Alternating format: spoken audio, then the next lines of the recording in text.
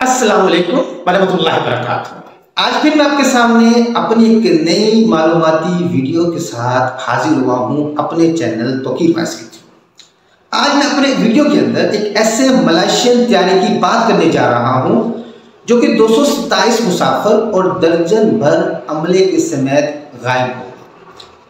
Malaysian airlines का त्यारा 777 Boeing जिसका नाम MH370 था, कोलंबो से बीजिंग जाते हुए 8 मार्च 2014 को गायब।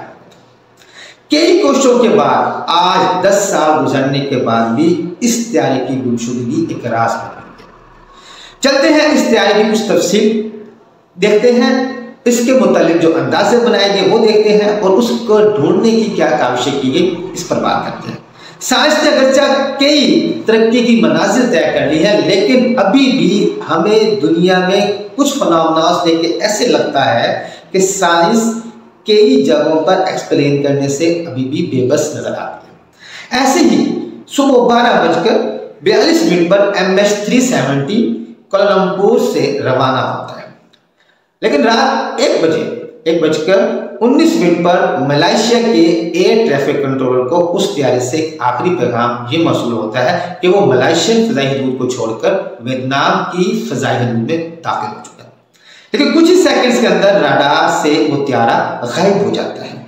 अब इस त्यारे के गायब होने के बाद कई तरह के अंदाजे बनाए गए। उसमें से एक अंदाजा ये था कि उस त्यारे ने अपना रुख मोड़कर जनूब मशरकी एशिया के जजीरा नुमा इलाके के ऊपर मगरिब की जानिब प्रवास करने के लिए अपना रास्ता तब्दील कर लिया, जबकि उसका रास्ता ये था नहीं, और फिर बहरे हिंद के ऊपर जनूब की तरफ मुड़ गया। और उसके बाद त्यारे का क्या बना कुछ पता नहीं।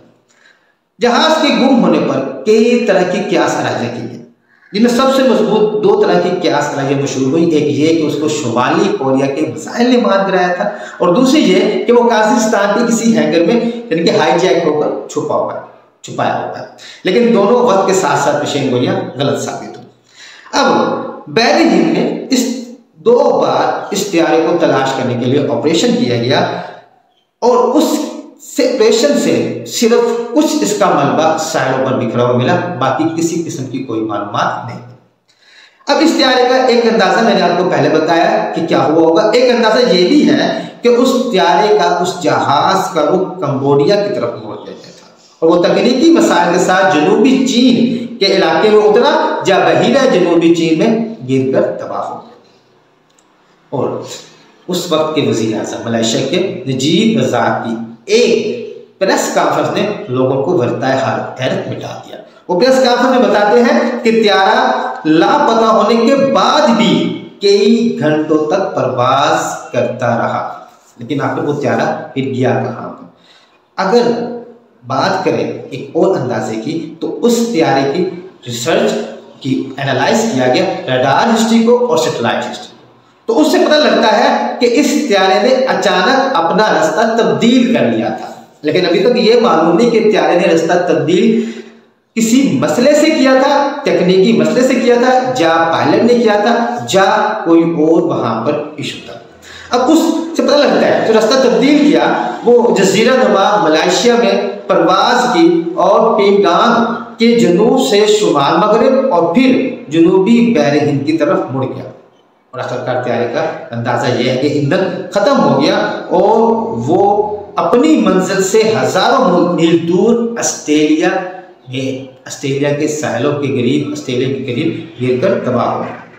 अब इसके मुताबिक अगर देखा जाए तो ऑस्ट्रेलिया का मगरबी साहिल 7th आर्क के वो करीब था। इस बिना पर 2 साल तक ऑस्ट्रेलिया ने अपने पानियों में ज़ेर आब उस त्यारे के मलबे की तलाशी जारी रखी, लेकिन कुछ ना मिला। उसके बाद अमेरिकन एक फर्म ओशियन अफिनिटी, उसने भी 2018 में समंदर के मुख्तलिफ हिस्सों का अंदाजे के मुताबिक छानबीन की, लेकिन उन्हें भी ना मलबा और ना ही मुसाफिरों के मुतालिक कोई मालूमात नहीं।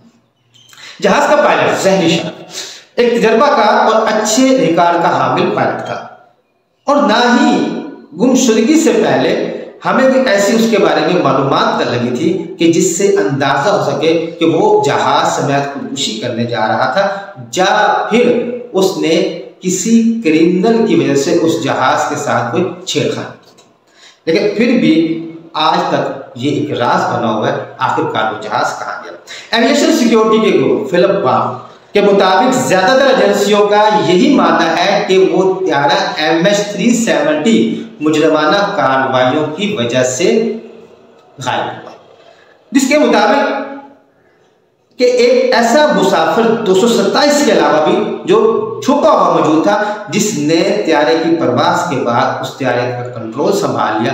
अब चाहे तो उसने उस त्यारे का खुदकश मिशन के तहत उस त्यारे को डुबो दिया, या फिर उसने किसी जजीरे पर उस त्यारे को उतारने की कोशिश की।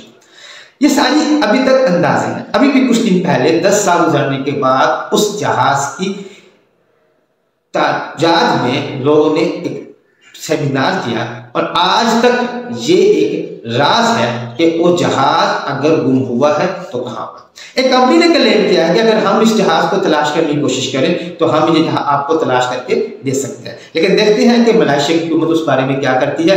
लेकिन सवाल ये है कि इतना अच्छा रडार सिस्टम, सैटेलाइट सिस्टम होने के बावजूद वो त्यारा अगर अपना रास्ता तब्दील करता भी है, अगर कोई मुजरिमाना कार्रवाई होती भी है, तो उसकी सिक्योरिटी या साइंस ने वहां पर उसको ट्रेस क्यों नहीं कर सकी। कई तरह के सवाल जन्म लेते हैं। हो सकता है कि उस जहाज में मौजूद इंसानों को कहीं पर उतार लिया गया हो तजर्बात के लिए, इंसानी तजर्बात के लिए। हो सकता है कि उस जहाज को हाईजैक करने की कोशिश की गई हो, लेकिन वो कोशिश में नाकाम हुए। अब हो सकता है कि वो जहाज खुद से कोई तकनीकी मसले की वजह से समंदर में किसी ऐसे जगह पर गिरा हो जिसका अभी तक हम लोगों ने प्रॉपर अंदाजा भी ना लगाया हो। बहर हिंद का इलाका है, बहर हिंद के अंदर कई बार 2 बार तलाशी की गई, लेकिन उस जहाज का हमला नहीं मिला। बहर 10 साल गुजरने के बाद आज भी ये एक ऐसा राज है जिस पर बेताबी से वो 227 मुसाफिरीन जो मुसाफिर थे, उनके लवाहिकीन आज भी चाहते हैं कि इस राज से पर्दा उठे और उन्हें पता लगे उनके प्यारे कहाँ हैं। ये थी मेरी आज की मालूमाती वीडियो। उम्मीद है कि इसने आपके नॉलेज में इजाफा किया होगा। ऐसी वीडियोस के लिए चैनल को सब्सक्राइब करना ना भूलिएगा। अल्लाह हाफिज।